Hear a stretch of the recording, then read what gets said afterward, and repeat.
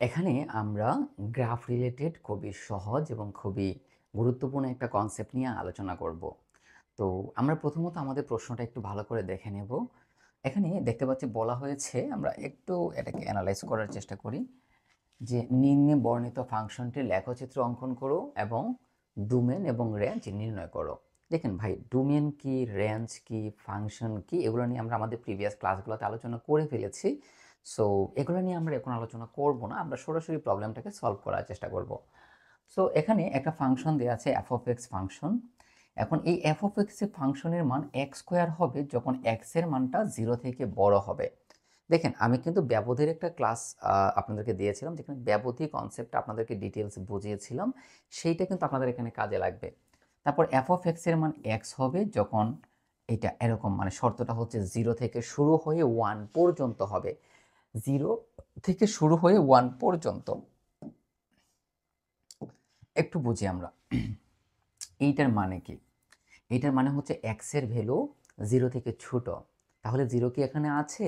না, 0 কিন্তু নাই। বাট আমরা 0 মানটা বসাবো, বসালে আমরা যে মানটা পাবো সেটা বিন্দুবিহীন হবে, অর্থাৎ এইটা এখানে এক্সিস্ট করবে না। আমাদের হিসাবের সুবিধার জন্য আমরা এটা জাস্ট দেব। তাহলে এক্স লেস দেন 0 এর মানে হচ্ছে আমরা এখানে এক্স এর মান বসাবো 0 থেকে ছোট ভ্যালুগুলা, 0 থেকে ছোট ভ্যালুগুলা। তাহলে 0 থেকে ছোট ভ্যালু কোনগুলা? দেখেন, আমরা যদি মনে করেন এটা একটা সংখ্যা রেখা, সো 0 থেকে ছোট ভ্যালু কোনগুলো?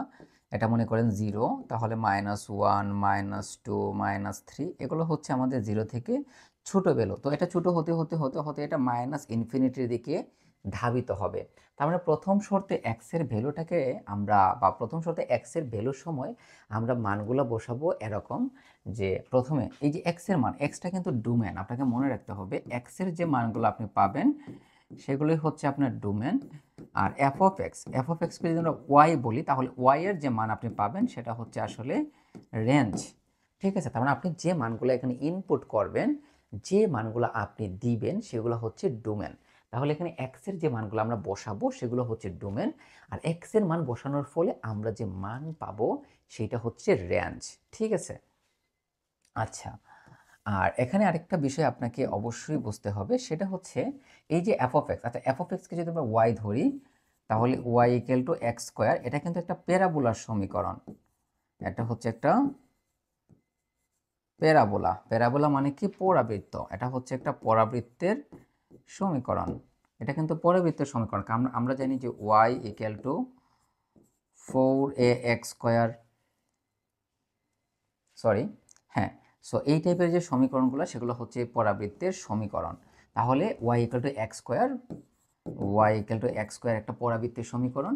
তারপর Y equal to X, F of এক্সকে আমরা ওয়াই ধরেছি, ওয়াই ইকুয়াল টু এক্স, এটা কিন্তু একটা সরল রেখার সমীকরণ। এটা একটা সরল রেখার সমীকরণ। আর ওয়াই ইকুয়াল টু 1/x, এটা হচ্ছে একটা আয়তাকার অধিবৃত্তের সমীকরণ। এটা হচ্ছে একটা আয়তাকার অধিবৃত্তের সমীকরণ। তার মানে হচ্ছে এখানে যে 3টা কন্ডিশন দেয়া আছে, এই 3টা কন্ডিশন অ্যাকচুয়ালি 3 ধরনের জ্যামিতিক আকারের একটা সম্মিলিত রূপ। প্রথমটা হচ্ছে F of X. F of x বলতে আমি যদি এখানে ওয়াই চিন্তা করি, তাহলে ওয়াই সমান এক্স স্কোয়ার, এটা হচ্ছে একটা পরাবৃত্তের সমীকরণ বা প্যারাবোলার সমীকরণ। তারপর Y equal to F of X, এটা হচ্ছে একটা সরল রেখার সমীকরণ। আর Y equal to F of X equal to হচ্ছে 1/x, এটা হচ্ছে একটা আয়তাকার অধিবৃত্তের সমীকরণ। ঠিক আছে, তার মানে আমরা এই যে 3টে শর্ত, এই 3টে শর্ততে আমরা ডোমেন এবং রেঞ্জ বের করব। তো প্রথম আমরা লিখব শর্ত নম্বর 1 বা প্রথম শর্ত।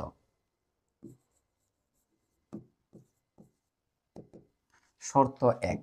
সো এখানে অবভিয়াসলি আমরা জানি যে এখানে 3টে শর্ত আছে, এখানে 3টে শর্ত আছে। সো আমরা 3টে শর্ততেই কিন্তু আমরা ভ্যালু বসাবো। তো প্রথম শর্ত কি? যে এক্স লেস দেন 0। প্রথম শর্ততে কি বলা হয়েছে? X less than 0। সো আমরা লিখব যখন এক্স লেস দেন 0, অর্থাৎ মাইনাস ইনফিনিটি 0 ব্যবধিতে F of X, F of এক্সকে আমরা ওয়াই ধরলাম, Y equal to F of X, F of X সমান কত আছে এখানে? X square. এক্স স্কোয়ার একটি এখন বিষয়টাকে আমরা একটু এখানে এক্সপ্লেন করার চেষ্টা করব। প্রথম বিষয় হচ্ছে যে এক্স লেস দেন জিরোতে এই এক্স লেস দেন জিরোকে আমরা মাইনাস ইনফিনিটি থেকে জিরো আমরা কিভাবে লিখলাম এই জিনিসটা আগে একটু বুঝতে হবে। দেখেন আমরা একটু আগে কি করেছিলাম, একটু আগে আমরা এরকম একটা কাজ করেছিলাম যে আমরা এরকম একটা টান দিয়েছিলাম, তারপরে এখানে আমরা জিরো বসিয়েছিলাম। এখানে এক্সের ভ্যালু কিন্তু জিরো থেকে ছোট, তো জিরো থেকে ছোট বলতে -1 -2 -3 এরকম এটা মাইনাস ইনফিনিটির দিকে আসবে, তাই বাম দিকে দিব মাইনাস ইনফিনিটি আর ডান দিকে দিব জিরো। এখন প্রশ্ন হচ্ছে যে তাহলে এই শর্তের মধ্যে কি মাইনাস ইনফিনিটি এবং জিরোটা এক্সিস্ট করে? না, এগুলো এক্সিস্ট করে না। এগুলার মধ্যে যে ভ্যালুগুলো আছে সেগুলো এক্সিস্ট করে, অর্থাৎ মাইনাস ইনফিনিটি থেকে বড় এবং জিরো থেকে ছোট, অর্থাৎ এই যে ভ্যালুগুলো আছে এই সবগুলোই হচ্ছে এই ফাংশনের ডোমেন, অর্থাৎ এই F of X equal to x স্কোয়ারের ডোমেন। সো মাইনাস ইনফিনিটি থেকে জিরো কীভাবে হয়েছে আশা করি আমরা বুঝতে পেরেছি। ওকে ওকে, তাহলে এই যে এটা এটা একটি এটা একটি কি করে দেখেন, একটি 0 0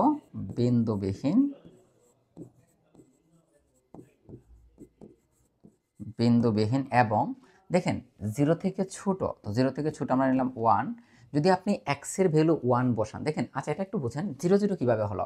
এখানে আমরা কি বলেছিলাম, মাইনাস ইনফিনিটি থেকে বড় এবং জিরো থেকে ছোট সব ভ্যালুকে আমরা নিব, বাট এই দুইটা নিয়েও আমরা দেখব। মাইনাস ইনফিনিটি তো নিতে পারবো না, বাট জিরো তো আমরা নিতেই পারি, তাই না? যদি আমরা জিরো এখানে বসাই তাহলে জিরো স্কোয়ার মানে হচ্ছে জিরো, দ্যাটস ওয়াই এটা হয়ে গেলো জিরো জিরো। প্রথমটা হচ্ছে ডোমেন যেটা আপনি বসিয়েছেন, পরেরটা হচ্ছে রেঞ্জ যেটা আপনি পেয়েছেন। এখন আমরা এই দেখেন আমরা একটু দেখাই। সো এটা হচ্ছে জিরো, সো এটা মনে করেন -1 -1 -2 -3, এটা মাইনাস ইনফিনিটির দিকে আসছে, তাহলে আমরা পরেরটা -1 বসাবো। সো -1 যদি আমরা এখানে বসাই স্কোয়ার করলে হয়ে যাবে 1, তারপর -2 যদি বসাই স্কোয়ার করলে 4, স্কোয়ার করলে 4, -3 যদি বসাই স্কোয়ার করলে 9, বিন্দুগামী। এখন একটা জিনিস এখান থেকে লক্ষ্য করেন, এটা আমরা লিখব কি, বিন্দুগামী প্যারাবোলার অংশ নির্দেশ করে, বিন্দুগামী পরাবৃত্তের সমীকরণ নির্দেশ করে, পরাবৃত্তের সমীকরণ নির্দেশ করে। এখন এই কনসেপ্টটা একটু বোঝেন, এখানে বিন্দুবিহীন আমরা কেন লিখলাম? এখানে বিন্দুবিহীন লেখার কারণ হচ্ছে এখানে যে আমরা জিরো জিরো লিখেছি এই জিরো জিরোটা কিন্তু এখানে এক্সিস্ট করে না, কারণ জিরো তো আপনি নিতেই পারবেন না, কারণ জিরো থেকে ছোট মানের কথা বলা হয়েছে, বাট আমরা নিয়েছি এই জন্য এটা বিন্দুবিহীন। আর এইগুলো বিন্দুগামী কেন? কারণ এই মানগুলো এক্সিস্ট করে। এই যে দেখেন -1 -2 -3 এই সবগুলো কিন্তু এই মাইনাস ইনফিনিটি থেকে বড় এবং জিরো থেকে ছোট, সেগুলো এক্সিস্ট করে। আর এটা যে প্যারাবোলার সমীকরণ এটা আপনাকে জানতে হবে ভাই, এইটার কোনো অল্টারনেটিভ নাই, ঠিক আছে? সো আমরা এখন দেখব যে আচ্ছা আমরা পরবর্তীতে ওইগুলো আমরা গ্রাফে নিয়ে দেখাবো যে কেন এটা প্যারাবোলা, কেন এটা আয়তাকার অধিবৃত্ত, এগুলো আমরা একটু একটু পরে দেখাবো। সো আমাদের প্রথম শর্তের কাজ শেষ, এখন আমরা যাব দ্বিতীয় শর্তে। সো আমরা লিখব শর্ত 2, তাহলে আমাদের 2 নম্বর শর্তটা আমরা এখন এখানে অ্যাপ্লাই করব, ঠিক আছে? ওকে, সো 2 নম্বর শর্ত কি দেখেন, 2 নম্বর শর্ত হচ্ছে যখন 0 less than equal x less than equal 1, 0 less than equal x less than equal 1, অর্থাৎ দেখেন 0 থেকে বড় এবং 1 থেকে ছোট, 0 থেকে বড় 1 থেকে ছোট, তাহলে এটা কি হবে? এটা হয়ে যাবে অর্থাৎ 0 1 ব্যবধিতে। আচ্ছা এইটা এরকম হবে না, দেখেন জিরোটা এখানে এক্সিস্ট করে, তাই এটাকে লিখবো 0 আর এটাকে লিখবো 1। দেখেন ফার্স্ট ব্র্যাকেট এবং থার্ড ব্র্যাকেট এই দুইটার মধ্যে পার্থক্যটা কি সেটা আশা করি আপনারা সবাই জানেন। ফার্স্ট ব্র্যাকেট আমি যদি এখানে লিখি এরকম ফার্স্ট ব্র্যাকেট দ্বারা 2 5, এর মানে হচ্ছে 2 থেকে বড় এবং 5 থেকে ছোট, বাট 2 এবং 5 কিন্তু এখানে এক্সিস্ট করে না, মানে বিদ্যমান নাই। বাট আমি যদি এটাকে এরকম লিখি থার্ড ব্র্যাকেট দ্বারা, তার মানে বোঝাবে 2 আছে, 5ও আছে এবং এর মধ্যে যত ভ্যালু আছে সবগুলা আছে, ঠিক আছে? তো তো যেহেতু এখানে আমাদের সমান আছে, সমান থাকলে এটা থার্ড ব্র্যাকেট হবে। এত ব্যবধিতে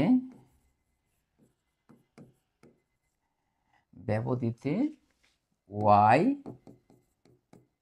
equal to F of X সমান আমাদের কি ছিল, এক্স।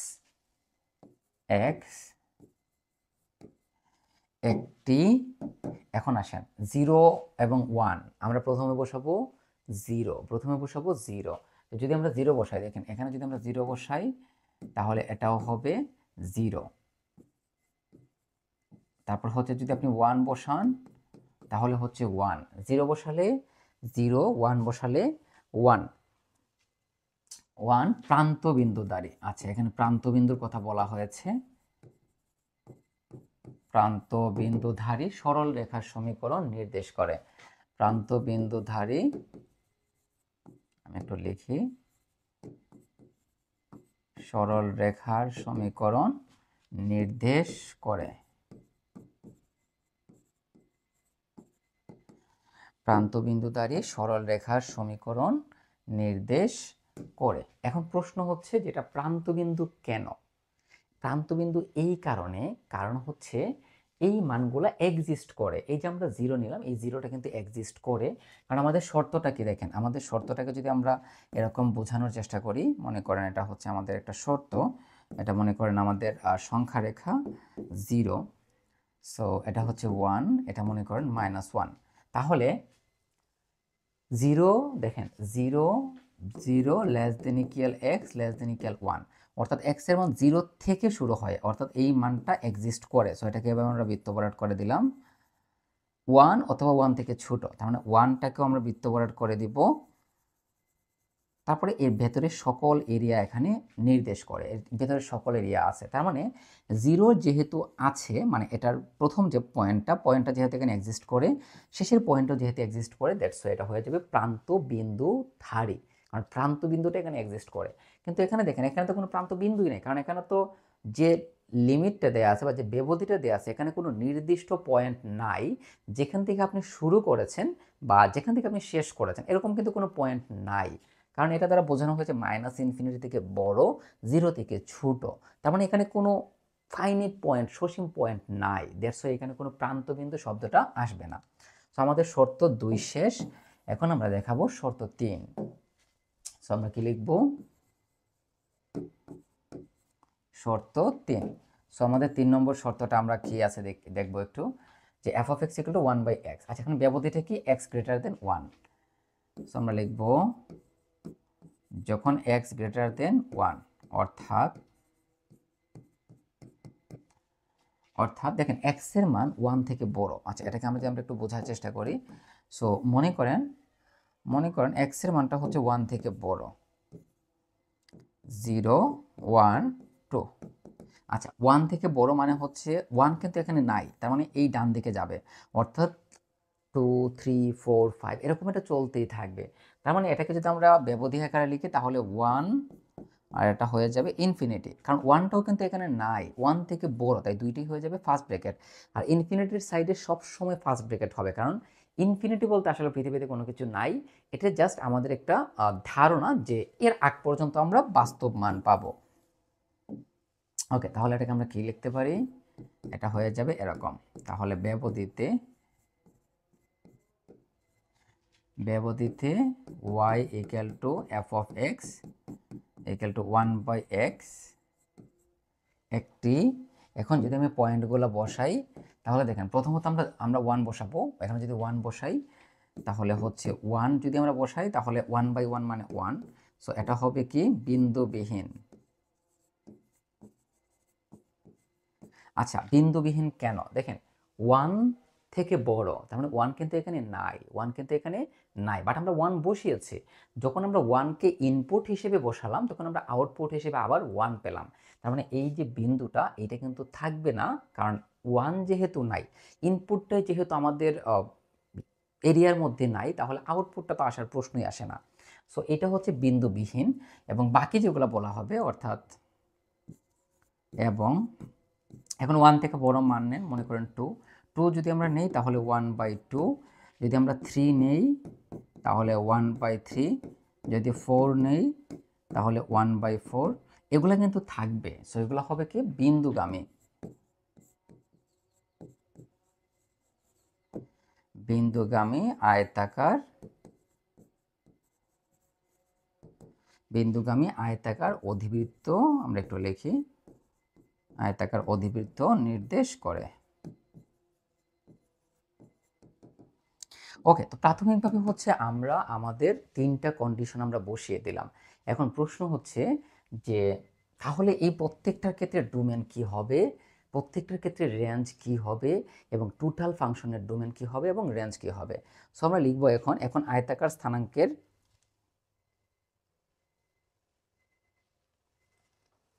এখন আমরা লিখবো এখন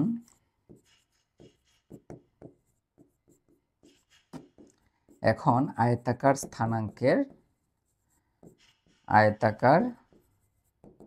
স্থানাঙ্কের XY সমতলে প্রদত্ত 1 2 3 এই যে 3টা শর্ত ছিল, এই 3টা শর্তের সবগুলা বিন্দু বসাবো। অর্থাৎ আয়তাকার স্থানাঙ্ক বলতে বোঝানো হয়েছে যেখানে 2টা ডাইমেনশন থাকবে, একটা হচ্ছে এক্স ডাইমেনশন, একটা হচ্ছে ওয়াই ডাইমেনশন, এটা হচ্ছে আয়তাকার স্থানাঙ্ক। তাহলে আমাদের যে ওই যে কন্ডিশনগুলো আছে, প্রত্যেকটা কন্ডিশন দেখেন এক্স এবং ওয়াই এর উপর ডিপেন্ড করে আছে।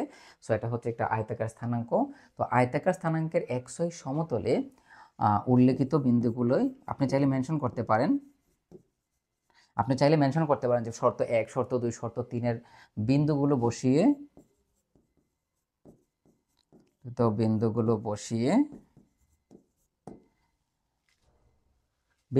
বসিয়ে সংযোগ করলে, বিন্দু বসিয়ে সংযোগ করলে, আমরা একটু লিখে নিই, সংযোগ করলে প্রদত্ত ফাংশনের লেখচিত্র পাওয়া যায়, প্রদত্ত ফাংশনের লেখচিত্র পাওয়া যায়। তো দেখেন আমরা এই যে 3টা পয়েন্ট শর্ত ছিল, 3টা শর্ত যদি আমরা গ্রাফ পেপারে বসাই তাহলে কিন্তু আমরা লেখচিত্র পাবো। এখন প্রশ্ন হচ্ছে ভাই যে সব কিছুই বুঝলাম, ওকে, তাহলে এইটার লেখচিত্র যে আমরা অঙ্কন করব সেটা তো অবশ্যই আপনাকে দেখাতে হবে, কারণ এখানে আপনাকে লেখচিত্র অঙ্কন করার কথা বলা হয়েছে। এখন লেখচিত্রটা অ্যাকচুয়ালি আপনি কিভাবে অঙ্কন করবেন, এটা হচ্ছে সবথেকে বড় কোয়েশ্চেন। দেখেন প্রথমত হচ্ছে একটা আয়তাকার স্থানাঙ্ক আপনাকে নিতে হবে। সো আমি এটা এখানে লাস্ট পেজে দেখাচ্ছি।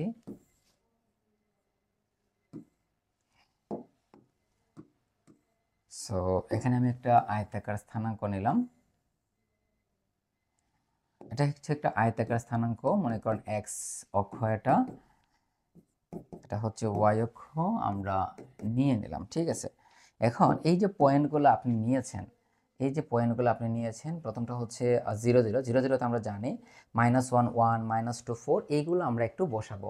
তাহলে আমরা এদিকে একটা স্থানাঙ্ক দিলাম, মনে করেন 1 2 3 4 5, এইদিকে আপনাকে দিতে হবে 1 2 3 4 5। সো এটা হচ্ছে 1 2 3 4 5। যেহেতু আমাদের প্রশ্নের মধ্যে কোনো নেগেটিভ মান নাই, দেখেন সবগুলো কিন্তু পজিটিভ, সবগুলো হচ্ছে সরি বাম দিকে আছে নেগেটিভ আছে, সো আমরা নেগেটিভের দিকেও একটু দিতে হবে।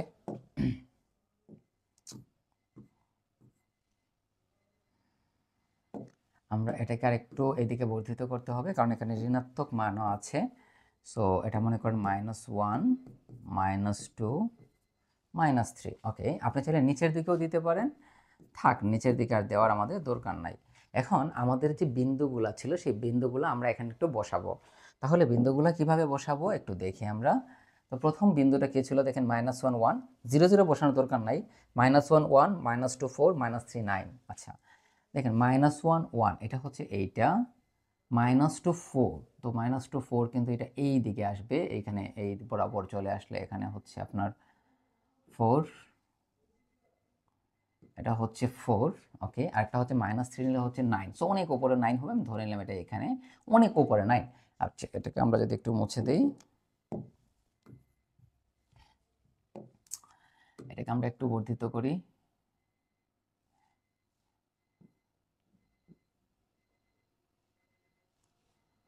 আচ্ছা আমরা ধরে নিলাম এটা 5, এটা 6, এটা 7, এটা 8, এটা হচ্ছে -9, এটা হচ্ছে 9, ঠিক আছে।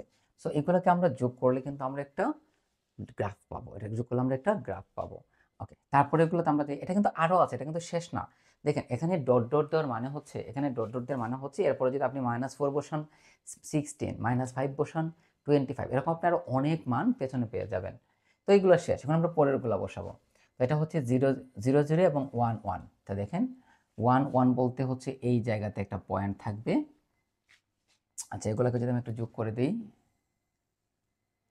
যদি আমি খুব ভালো একটা যোগ করতে পারি না এখানে, বাট এখানে আপনি চাইলে যোগ করতে পারবেন, ঠিক আছে। সো এটা অ্যাকচুয়ালি সোজা হবে না, এটা একটু বাঁকা হবে। আমার এটা হয় নাই আসলে চিত্রটা,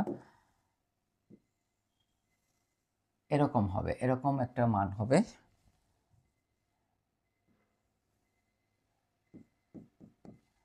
ওকে, সো এটা হচ্ছে আমরা ধরে নিলাম 9। সো এরকম একটা অংশ পেয়ে যাবেন। তারপরে এগুলো যদি আমরা নেই, তারপরে এগুলো হচ্ছে 0 0 1 1। আর কিছু আপনি এখানে নিতে পারবেন না, কারণ এর মধ্যে যেগুলো আছে সেগুলো হচ্ছে দশমিক, দশমিক চাইলে আপনি নিতে পারেন। তো 1 1 হচ্ছে এইটা। সো এটাকে আমরা এখান থেকে যোগ করে দিতে পারি। এখন প্রশ্ন হচ্ছে এই অংশটা আমরা কেন যোগ করব। দেখেন এই অংশটা আমরা কেন যোগ করব আমাদের, আচ্ছা আমরা প্রথমটা একটু দেখি। প্রথমটার মধ্যে কিন্তু আমাদের 0 0 ছিল। আচ্ছা, তাহলে এটা এখানে এসে লাগবে, কারণ এটা হচ্ছে আমাদের সেন্টার 0 0। আর এই 0 0টা কিন্তু আমাদের প্রথম শর্ততে ছিল। দেখেন প্রথম শর্ততে কিন্তু 0 0 ছিল, বাকিগুলোও ছিল। তাহলে এই যে দেখেন, এই যে আমরা হোয়াইট কালারের যেটা দিলাম, এটা হচ্ছে আমাদের প্রথম শর্তের জন্য। 2 নম্বর শর্তের জন্য আমরা কি পেয়েছি? 0 0 1 1। তো এই যে দেখেন 0 0, এই হচ্ছে 1 1, এটা হচ্ছে আমাদের 2 নম্বর শর্তের জন্য। তারপর 3 নম্বর শর্ততে কি আছে? 1 1, ওকে একটা আছে। তারপর হচ্ছে 2 নিলে হাফ। আচ্ছা, সো এখানে আমি একটা অন্য কালার নেই। 2 নিলে হচ্ছে হাফ, সো এটা হাফটা এই জায়গাতে চলে আসবে। সো ধরে নিলাম এটা এই জায়গাতে। তারপর 3 নিলে হচ্ছে 1/3, 3 নিলে হচ্ছে 1/3, অর্থাৎ আরও একটু কম।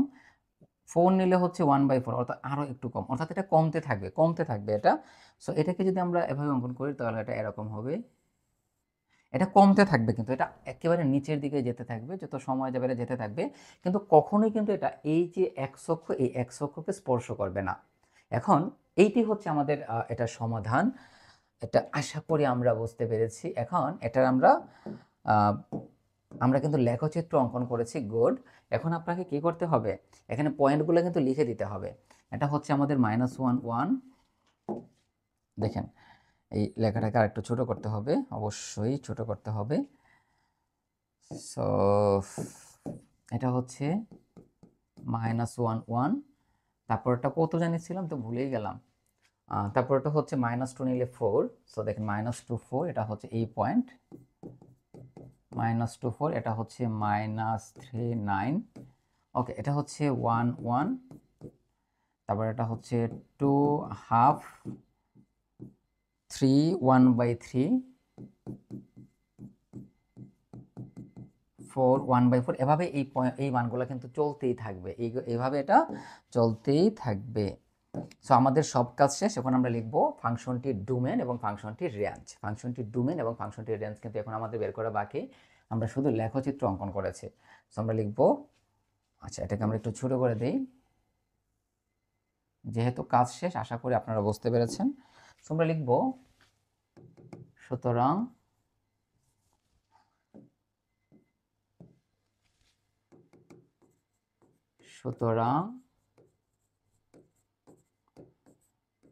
ফাংশনটির ডোমেন, ডোমেন মানে হচ্ছে ডিএফ।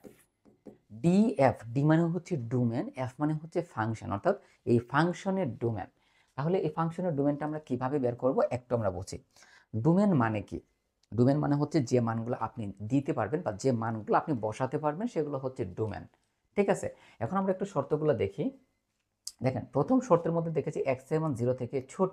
এখন 0 থেকে ছোট পৃথিবীর সকল বাস্তব মান কিন্তু আপনি বসাতে পারবেন, ঠিক আছে। তাহলে এটা ব্যবধিটা কি ছিল? দেখেন -∞ থেকে 0। আমি এটাকে একটু লিখি, এটা ছিল এরকম -∞ থেকে 0, ঠিক আছে। ওকে, তারপরে কি আছে? তারপরেরটা 2 নম্বর শর্ত ছিল 0 থেকে বড়, মানে 0 অথবা 0 থেকে বড় 1 এবং 1 থেকে ছোট। সো এটাকে আমরা এভাবে লিখতে পারি 0 1। আর লাস্টেরটা কি ছিল? দেখেন লাস্টেরটা হচ্ছে আপনার 1 ইনফিনিটি, 1 ইনফিনিটি, লাস্টেরটা হচ্ছে 1 ইনফিনিটি। এখন লক্ষ্য করেন এখানে একটু জিনিস লক্ষ্য করেন, মাইনাস ইনফিনিটি থেকে বড়, জিরো থেকে ছোট, আবার এখানেও জিরো, এখানেও জিরো, এখানেও ওয়ান, এখানেও ওয়ান। তার মানে হচ্ছে মাইনাস ইনফিনিটি থেকে শুরু করে ইনফিনিটি পর্যন্ত সবগুলোই কিন্তু এটার কি ডোমেন, সবগুলোই হচ্ছে এটার ডোমেন, ঠিক আছে? কারণ এখানে আমরা এটাকে একটা মিল খুঁজে পাচ্ছি, সো এটা সবগুলোই হচ্ছে এটার ডোমেন। আচ্ছা, আমরা একটু সময় চেয়ে নিচ্ছি।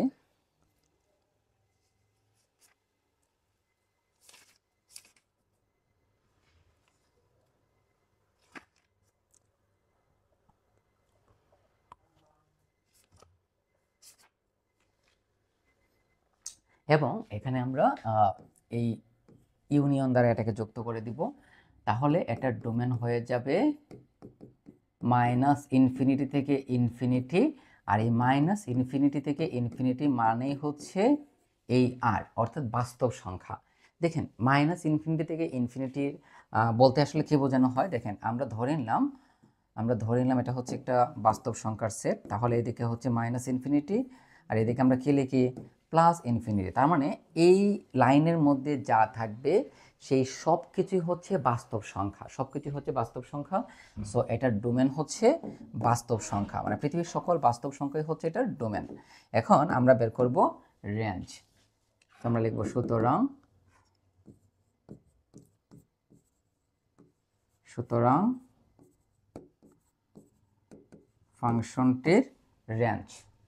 ফাংশনটির রেঞ্জ মানে হচ্ছে আর এফ।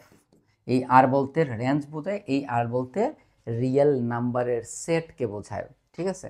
এখন আপনাকে বুঝতে হবে যে আপনার রেঞ্জটা অ্যাকচুয়ালি কোন প্যাটার্নে হতে পারে। তো রেঞ্জ কোনগুলো? রেঞ্জ হচ্ছে আপনার শেষের যে মানগুলো সেগুলো হচ্ছে রেঞ্জ। তাহলে দেখেন 1, তারপর এখানে হচ্ছে 4, এখানে হচ্ছে 9, এখানে হচ্ছে 0, অর্থাৎ 0 1 4 9 এরকম, ওকে। তারপরটা হচ্ছে দেখেন 0 1, ওকে। তারপর এটা হাফ 1/3 0 4। তার মানে এখান থেকে একটা জিনিস আপনি ক্লিয়ারলি বোঝার চেষ্টা করেন, এবং এখানে দেখেন এই যে 0 আছে, প্রত্যেকটা ক্রমজোড়ের পরেরটা হচ্ছে রেঞ্জ। তাহলে এখানে রেঞ্জ 0 এবং 0 থেকে ছোট কিন্তু কোনো রেঞ্জ আর এখানে নাই, 0 থেকে ছোট কোনো রেঞ্জ কিন্তু নাই। সো এখানে রেঞ্জের প্রথমে লিখবো আমরা 0, এবং সবচেয়ে বড় রেঞ্জ কোনটা সেটা দেখতে হবে। দেখেন এখানে 1 4 9, এটা কিন্তু সারা জীবন চলতে থাকবে, আপনার অসীমের দিকে এটা যাবে, আপনি অসীম সংখ্যক অসীমের আগ পর্যন্ত যত বাস্তব মান নিতে পারবেন সবগুলোর জন্য আপনি রেঞ্জ পাবেন। সিমিলারলি এখানে দেখেন এই যে 0 নিলে 0, 1 নিলে 1, 2 নিলে 2, 3 নিলে 3, 4 নিলে 4, এভাবে আপনি অসীমের আগ পর্যন্ত মান নিলে অসীমের আগ পর্যন্ত রেঞ্জ পাবেন। এখানেও দেখেন 2 নিলে 1/2, 3 নিলে 1/3, 4 নিলে 1/4, তার মানে এটাও কিন্তু একটা অসীমের দিকে মানটা আগাচ্ছে। তার মানে এটাকে আমরা এভাবে লিখতে পারি, এইটাকে আমরা এভাবে লিখতে পারি ইনফিনিটি। এখন এখানে একটা কথা আছে, কথাটা হচ্ছে একটু লক্ষ্য করি, আমরা একটু লক্ষ্য করি।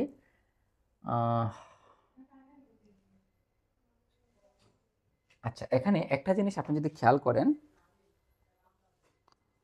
1 0, দেখেন ভাই আপনার যে রেঞ্জের যে কনসেপ্টটা, এখানে কিন্তু যদি আপনি 0 বসান, দেখেন আমাদের যে সেকেন্ড কন্ডিশনটা ছিল, এই যে দেখেন এই যে কন্ডিশনটা আমাদের ছিল, এখানে হচ্ছে আপনি যদি 0 বসান তাহলে কিন্তু আপনি 0 পাবেন। আর জিরোটা যেহেতু এখানে যেহেতু আপনার এক্সিস্ট করে, এটা হচ্ছে আপনার ব্যবধি, তাই না? এটা হচ্ছে আপনার ব্যবধি, এটার ব্যবধি হচ্ছে এইটা। তাহলে এইটার ক্ষেত্রে এই মানটা আমরা যখন বসাবো তখন আপনার যে আউটপুটটা পাবো সেটা হচ্ছে এরকম, যদি আপনি 0 বসান তাহলে 0, যদি আপনি 1 বসান তাহলে হচ্ছে 1। তার মানে এই সেকেন্ড কন্ডিশনে আপনি চাইলে এটাকে এভাবে সেকেন্ড ব্র্যাকেটের মাধ্যমে প্রকাশ করতে পারেন, বাট আমরা লিখি নাই, সমস্যা নাই। বাট এটার রেঞ্জের ক্ষেত্রে আপনার এখানে কিন্তু ফার্স্ট ব্র্যাকেট হবে না, কারণ 0-এর দিকে হবে আপনার থার্ড ব্র্যাকেট। আর কারণ জিরোটা এখানে আছে। সো এই হচ্ছে আমাদের এই কোয়েশনটির সমাধান। এখন এখানে যে তিনটা কোয়েশন ছিল, তিনটা ফাংশন ছিল, এই তিনটা ফাংশনকে আমরা গ্রাফের মাধ্যমে বোঝাবার চেষ্টা করব। ওকে, এখন এটাকে আমরা গ্রাফের মাধ্যমে, প্রথম হচ্ছে F of x equal to হচ্ছে এক্স স্কোয়ার। তো আমরা চলে আসলাম আমাদের গ্রাফে। সো প্রথমে আমরা কি লিখব? প্রথমে আমরা লিখব এফ অফ এক্স মানে হচ্ছে ওয়াই, ওয়াই ইকাল টু হচ্ছে x square. So x square যদি আমরা দেই, এই যে দেখেন এটা হচ্ছে এক্স স্কোয়ার, এই যে আমরা প্রথম যেটা দিয়েছিলাম এইভাবে এসেছিল, এইটা হচ্ছে এক্স স্কোয়ার। দেখেন তারপরটা কি ছিল? তারপরটা ছিল আমাদের y equal to x, y equal to x. এই যে দেখেন ওয়াই ইকুয়াল টু এক্স, এই যে এই বরাবর গেল, এই বরাবর গেল, ওয়াই ইকুয়াল টু হচ্ছে এক্স, এই বরাবর গেল।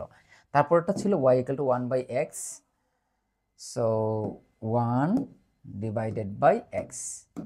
এই যে দেখেন এরকম, যেটা আমাদের লাস্টে এভাবে এভাবে কমে কমে কমে কমে গিয়েছিল। তো এই যে কনসেপ্টটা এইভাবে হচ্ছে আমাদের গ্রাফগুলো হয়ে থাকে। সো এখানে শুধু হচ্ছে এই উপরের অংশটা দেখানো হয়েছে, নিচের অংশটা দেখানো হয় নাই। আপনি শুধু উপরের অংশের ভ্যালুগুলো দেখালেই হয়ে যাবে। তো এই ছিল আমাদের এই সমস্যাটির সমাধান। আশা করি আমরা ক্লিয়ারলি এটা বুঝতে পেরেছি। সো এটা যদি আপনি ঠিকভাবে বুঝে থাকেন তাহলে এই রিলেটেড যে অন্য কনসেপ্টগুলো আছে বা অন্য ম্যাথগুলো আছে, আশা করি সেগুলো আমরা প্রপারলি বুঝতে পারবো। ধন্যবাদ।